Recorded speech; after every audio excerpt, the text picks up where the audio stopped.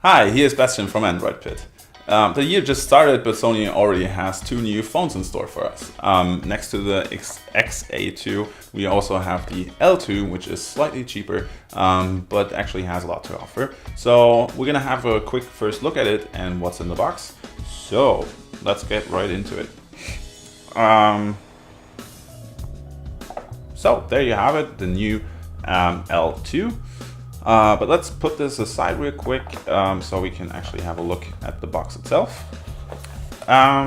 First of all, we have the standard paperwork next to it or below it. We have the typical Sony power adapter, nothing really special here. Of course, we have a power cable to charge your phone, which is actually with USB Type-C, so no micro USB in this class anymore. And the typical Sony headphones, actually in-ear headphones, so that's really nice. And you also get multiple ear tips, so they actually fit your ears. And a little clip is also here, so you can actually fix it to your clothing, so it doesn't fly around all the time. But let's put this back into the box real quick so we have a little bit more space. And let's have a look at the phone itself. So as you can see, it's not an 18 by 9 ratio. The screen is 5.5 inch big. It's rather not really small.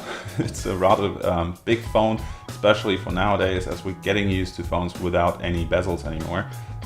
Typical Sony, it does have quite big bezels.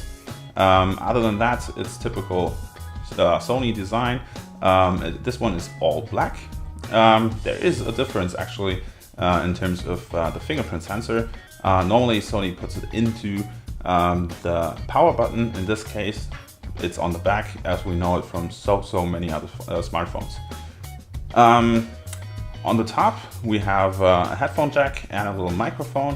On the side, we have a power button. As I said, it's not round anymore. It's not with a fingerprint sensor. It's just a typical old power button.